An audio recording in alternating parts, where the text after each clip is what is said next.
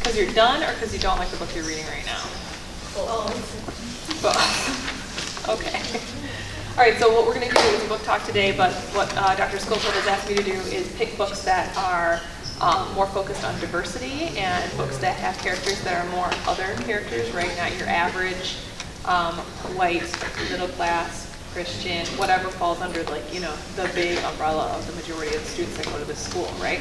So what we're looking for are books and characters that have a different perspective to express, have a different side of the story to tell, and so I pulled some of those books to talk about those. There's a million more out in the collection, so if none of these kind of jump out at you, feel free to come and ask me if you have another interest or something else that you'd like to delve into. I'm more than happy to help you find that perfect book. Okay, so I'm going to start with my very personal favorite, Beloved. Has anyone read any Toni Morrison? Oh, Tommy's reading Song of Solomon. What do you think? Confusing so far. Okay, so I'm glad you bring that up. So Toni Morrison is a black single mom. She's won the Pulitzer. She's our poet laureate for, I think, what were the years? I don't remember. I can't remember either. She's a very, very, very important American author. She will survive. Oh yes, she's already writing classics, right? It's very rare that we that we can read authors who are still living, who are still writing, who are writing classics. So the first book that I read by Toni Morrison was called Beloved. Beloved is a story of an ex-slave whose name is Setha. It's post-Civil War, post-Reconstruction, so the slaves have recently been freed, and black Americans are trying to struggle to figure out what does their life look like now in a country where they were previously raised up in slavery. We start to learn about Setha's horrible past.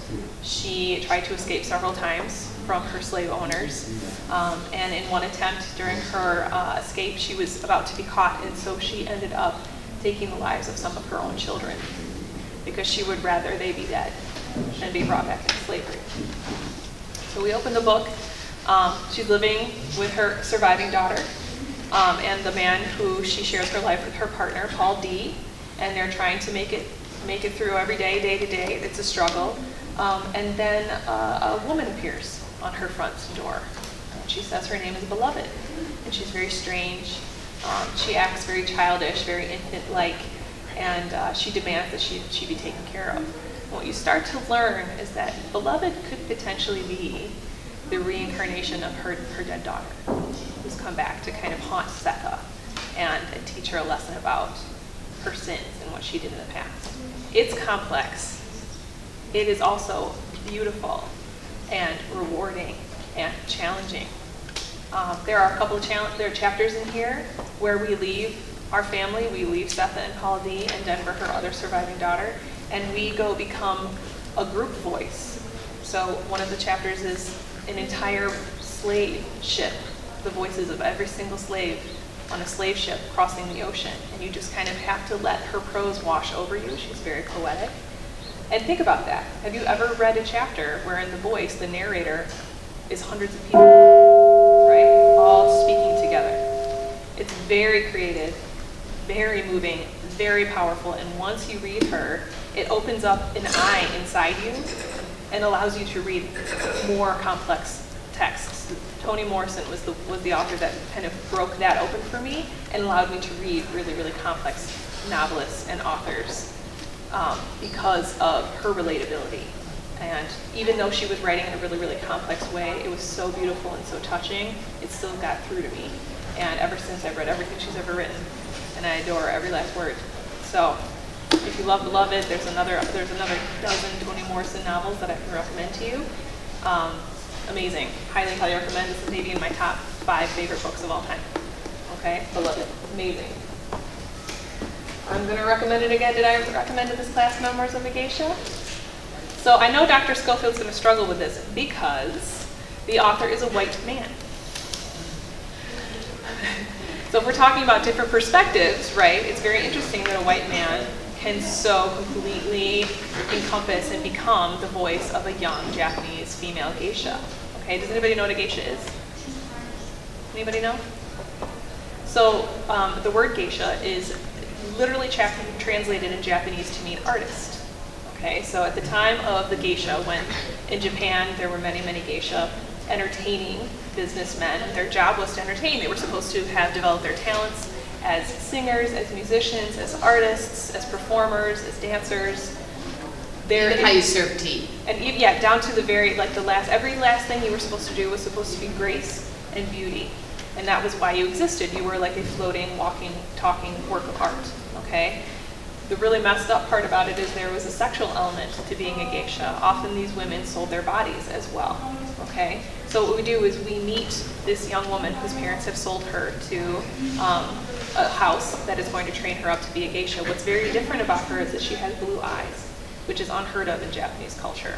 So she's treasured, she's very special, and she is threatening one of the foremost geisha who is making a lot of money, and she's really important. She's like a celebrity among her community, and so she's going to try to take her down. You know, like she wants this girl to be destroyed because she's a threat. And so the game that these women have to play to survive is fascinating, absolutely fascinating. I read through the entire book without having any idea that the author was a white man.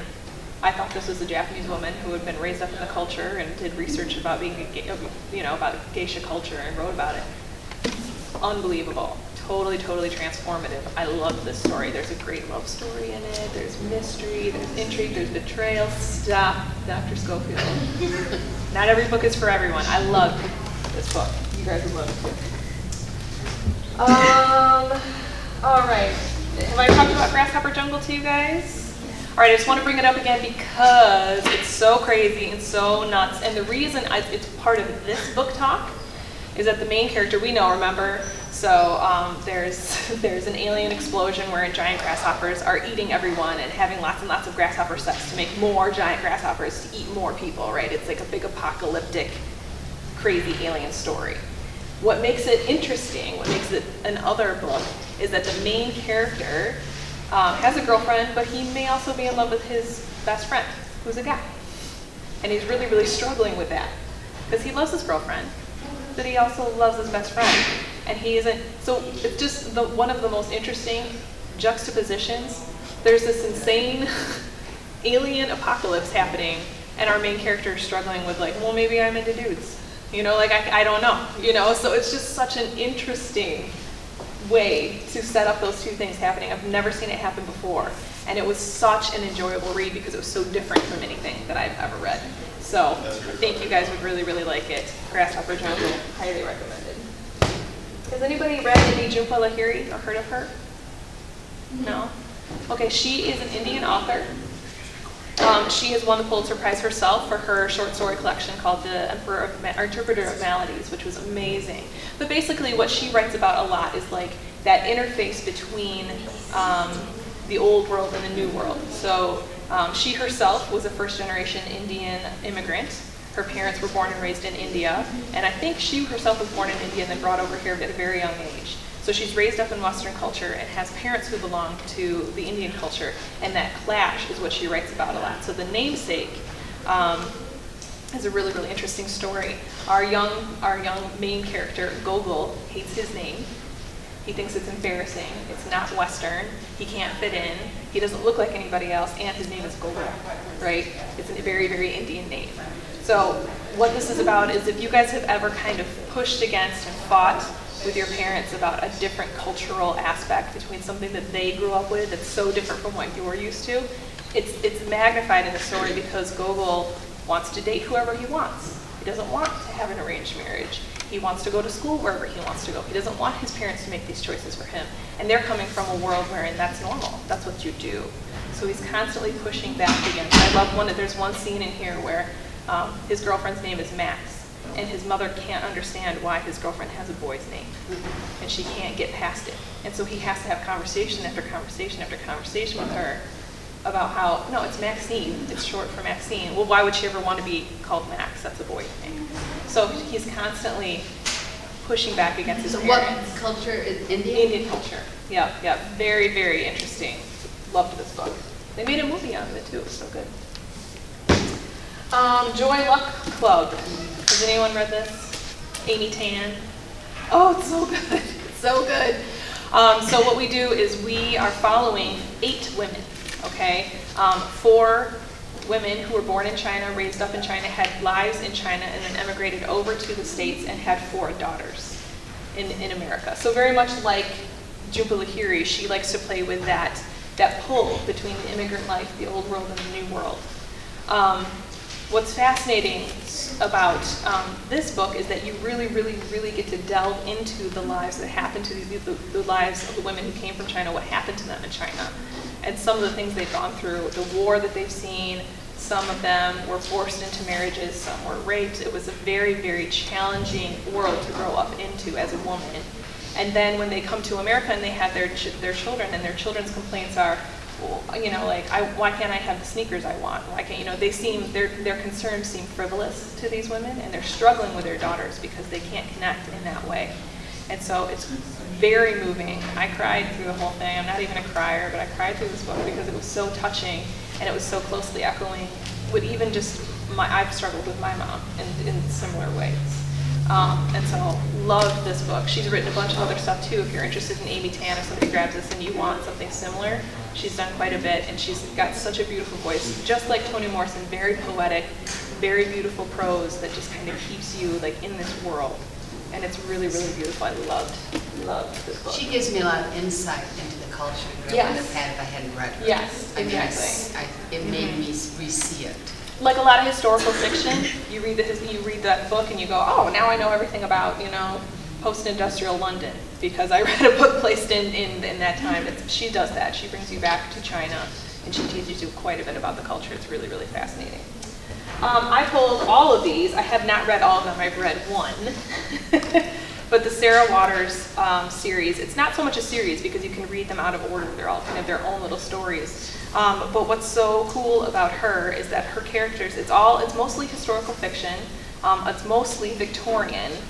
So, set in like, mid, 19th century-ish.